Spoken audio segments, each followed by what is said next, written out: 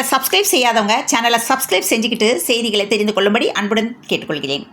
இரவு வணக்கங்களுடன் இன்றைய முக்கிய செய்திகள். முதல்வர் மு.க.ஸ்டாலின் அவரது தொகுதியான சென்னை கொளத்தூரில் பல்வேறு முடிவுற்ற திட்டங்களை இன்று தொடங்கி வைத்தார். இதனைத் தொடர்ந்து இபிஎஸ்க்கு பதில் சொல்லி என் தரத்தை தாழ்த்திக் கொள்ள விரும்பவில்லை என்று முதலமைச்சர் மு.க.ஸ்டாலின் கூறியுள்ளார். போக்குவரத்து துறையில் சென்னை மெட்ரோ நிறுவனத்திற்கு 2025 உலக சுற்றுச்சூழல் சிறப்பு விருது வழங்கப்பட்டது. மத்திய அரசு துறைகளில் நடைபெறும் ஊழல்களை கண்காணித்து அவற்றின் மீது நடவடிக்கை எடுக்கும் வேலையை மத்திய ஊழல் கண்காணிப்பு ஆணையம் செய்து வருகிறது. சம்பளத்தை தவிர வேறு எந்த பணத்தை பெற்றாலும் அது ஊழலாக கருதப்படும் என்று புதிய வழிகாட்டுதல் பட்டியல் வெளியிடப்பட்டுள்ளது. திருநெல்வேலி மாவட்டம் திசையன்விளை பகுதியில் சப் இன்ஸ்பெக்டர் ஆண்டோ பிரதீப் தலைமையிலான காவல்துறையினர் ரோந்து பணியில் ஈடுபட்ட போது திருநெல்வேலியில் 1 கிலோ கஞ்சா பறிமுதல் செய்யப்பட்டது. 2 பேர் கைது செய்யப்பட்டனர். திருநெல்வேலியில் ஆட்டோ ஓட்டுநர்களுக்கு சாலை பாதுகாப்பு விதிகள் குறித்து விழிப்புணர்வு நிகழ்ச்சி நடத்தப்பட்டது. சென்னையில் இருந்து இன்று காலை 5:40 மணிக்கு உத்தரப்பிரதேசத்தின் லக்னோவுக்கு இண்டிகோ விமானம் புறப்பட்டது. அந்த விமானத்தில் 160 பயணிகள் பயணித்த நிலையில் நடுவானில் பயணிக்கு உடல்நலக்குறைவு ஏற்பட்டதால் அவசரமாக சென்னையில் விமானம் தரையிறங்கியது. சென்னை மடிப்பாக்கத்தை சேர்ந்த ஜெகபிரபு நாராயணசாமி இவர் வேளச்சேரியில் உள்ள அர்ஜுன் மம்மி டேடி ஆந்திரா மெஸ்ஸில் ஜொமேட்டோ மூலம் அசைவ உணவு ஆர்டர் செய்துள்ளார். அந்த உணவை சாப்பிட்ட பிறகு ஜெகபிரபுவுக்கு உடல்நல கோளாறு ஏற்பட்டுள்ளது. மூச்சு திணறல், தலை சுற்றல் உள்ளிட்ட உடல் உபாதைகள் ஏற்பட்ட நிலையில் 2 நாட்கள் சிகிச்சை பெற்று வந்துள்ளார். சிகிச்சை முடிந்து வீடு திரும்பிய அவர் இதுகுறித்து உணவு பாதுகாப்பு துறையில் புகார் அளித்தார். இதனைத் தொடர்ந்து தரக்குறைவான உணவகத்துக்கு ஜொமேட்டோவிற்கும் 30,000 அபராதம் விதிக்கப்பட்டது. அரசு ரப்பர் தொழிலாளர்களுக்கு பாதுகாப்பு கவசங்கள் வழங்கப்பட வேண்டும் என திமுக அரசுக்கு பாஜக வலியுறுத்தியுள்ளது. செங்குன்றம் அருகே சோகம். மாமியார் திட்டியதால் மருமகள் தற்கொலை. ஆர்டிஓ விசாரணை நடத்தியுள்ளது. செங்குன்றம் அருகே மாமியார் திட்டியதால் மனமுடைந்த மருமகள் மின் விசிறி கொக்கியில் தூக்கு போட்டு தற்கொலை செய்த சம்பவம் சோகத்தை ஏற்படுத்தியுள்ளது. திருமணமாகி 2.5 ஆண்டுகளே ஆவதால் பொன்னேரி ஆர்டிஓ விசாரணை நடத்தி வருகின்றனர். காதலித்து திருமணம் செய்த நிலையில் இவருக்கு ஒரு குழந்தை உள்ளது. இந்நிலையில் காலையில் பிரிட்ஜில் இருந்து ஐஸ் கட்டி கொட்டியதால் மிகவும் கோபமுற்று மாமியார் திட்டியதால் மன உளைச்சலில் இருந்துள்ளார். இந்நிலையில் அவர் தூக்கு போட்டு தற்கொலை செய்து கொண்டுள்ளார். மதுரை விராட்டிபத்து பகுதியை சேர்ந்தவர் முருகேஸ்வரி, வயது 35. இவர் தனது தாய் மற்றும் 2 குழந்தைகளுடன் வசித்து வருகிறார். இந்த நிலையில் அவர் வாரிசு பணி நியமனம் மூலம் மதுரை அரசு போக்குவரத்து கழகத்தின் முதல் பெண் நடத்துனராக பணியில் சேர்ந்துள்ளார். திருநெல்வேலி மாவட்டத்தை சேர்ந்தவர் ஹரி விக்னேஷ், வயது 27. இவர் சென்னை வடபழனி திருநகர் முதல் தெருவில் உள்ள கேட்டரிங் நிறுவனத்தில் சூப்பர்வைசராக பணிபுரிந்து வந்தார். இந்நிலையில் நேற்று மாலை சாண்ட்விச் எந்திரத்தை சோதனை செய்து கொண்டிருந்த போது எதிர்பாராத விதமாக மின்சாரம் தாக்கி தூக்கி வீசப்பட்டதாக கூறப்படுகிறது. மின்சாரம் தாக்கி சமையல் மேற்பார்வையாளர் உயிரிழந்துள்ள சம்பவத்திற்கு போலீசார் விசாரணை மேற்கொண்டுள்ளனர். திருவாரூர் தாலுகா காவல் சரகத்திற்கு உட்பட்ட மாவூர் கீழப்பாளையம் பகுதியை சேர்ந்தவர் மதிவாணன், வயது 56. இவர் இந்த பகுதியில் விவசாய வேலை செய்து வந்துள்ளார். இந்நிலையில் திருவாரூர் குளத்திலிருந்து சடலமாக மீட்கப்பட்ட விவசாயியை பல கோணங்களில் போலீசார் விசாரணை மேற்கொண்டுள்ளனர். சென்னை கொருக்குப்பேட்டையில் பழைய பிளாஸ்டிக் பொருட்கள் சேமித்து வைத்திருக்கும் குடோனில் தீ விபத்து ஏற்பட்டுள்ளது. தீயை அணைக்கும் முயற்சியில் வண்ணாரப்பேட்டை தீயணைப்பு வீரர்கள் ஈடுபட்டு வருகின்றனர்.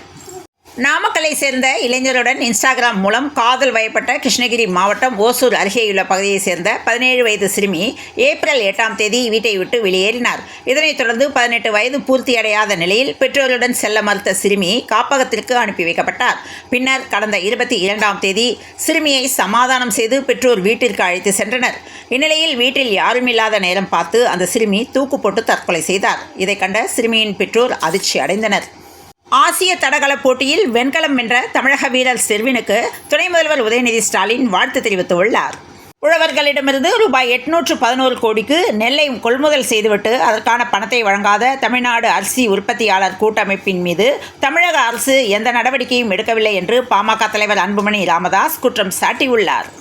முத்தமிழறிஞர் கலைஞர் அவர்களின் அரவாணிகளும் இந்த சமுதாயத்தின் அங்கம் என்பதால் அவர்களின் நலனை உறுதி செய்வதற்காக தமிழ்நாடு அரவாணிகள் நல வாரியம் 15/4/2008 அன்று தொடங்கப்பட்டு அரவாணிகளின் வாழ்க்கை தரத்தினை உயர்த்தும் வகையில் அவர்களுக்கு பல்வேறு நலத்திட்ட உதவிகளை வழங்கினர். அத்துடன் அரவாணிகள் எனும் பெயரை திருநங்கையர் எனவும் மாற்றி அமைத்தனர். கோவை மாவட்டத்தில் அமைந்துள்ள சிறுவாணி அணை நீர்மட்டம் கிடுகிடுவென உயர்ந்துள்ளது. கோவைக்கு அடுத்து வரும் மாதங்களுக்கான குடிநீர் ஆதாரம் உறுதி செய்யப்பட்டுள்ளது.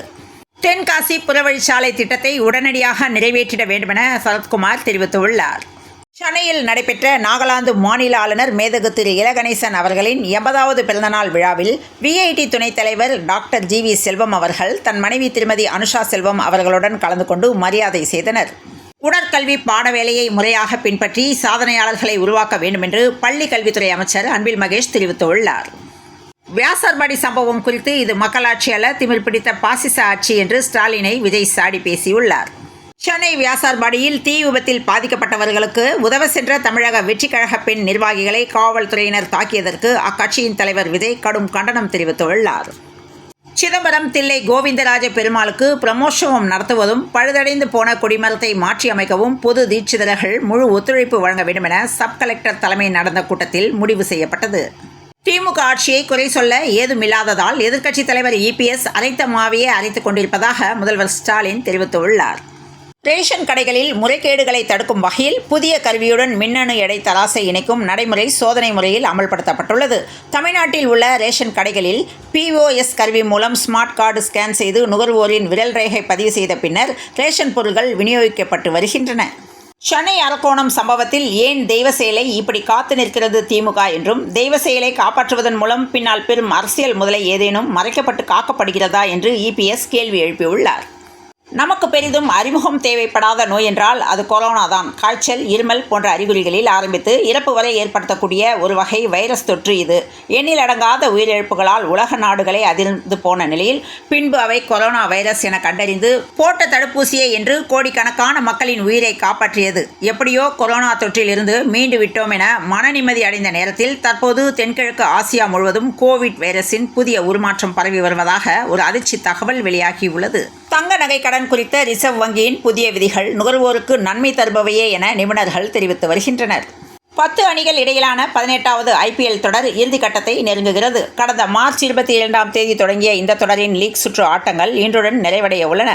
அதன்படி லக்னோவில் இன்று இரவு 7:30 மணிக்கு நடைபெறவுள்ள 70வது மற்றும் கடைசி லீக் ஆட்டத்தில் royal challengers Bengaluru, Lucknow super giants அணிகள் பல பரீட்சை நடத்தவுள்ளன. IPLல் டாஸ் வென்ற பெங்களூரு பந்து வீச்சுக்கு தேர்வானது. டாப் 2 இடத்தை பிடிப்பது மிகவும் அவசியம் என்று பெங்களூரு பயிற்சியாளர் தினேஷ் கார்த்திக் தெரிவித்துள்ளார். CSKஐ விட்டு வெளியேறுங்கள் அஸ்வின் என்ற ரசிகர் கருத்துக்கு அஸ்வின் வருத்தமாக பேசியுள்ளார். கேப்டன் ஸ்ரேயாஸுக்கே இடமில்லையா என்று கொல்கத்தா அணி பதிவிட்ட போஸ்டர் குறித்து ரசிகர்கள் கொந்தளித்தனர். IPL இறுதிப் போட்டியில் பங்கேற்க முப்படை தளபதிகளுக்கு BCCI அழைப்பு விடுத்தது. சென்னையில் இன்று ஆபரண தங்கம் விலை கிராமுக்கு ரூபாய் 45ஆகவும் பவுனுக்கு ரூபாய் 360 உயர்ந்துள்ளது. இன்று வெள்ளி விலையில் எந்த மாற்றமும் இல்லை. அதன்படி இன்று ஒரு பவுன் தங்கம் 71,960 ரூபாய்க்கும், ஒரு கிராம் 8,995 ரூபாய்க்கும் விற்பனையானது.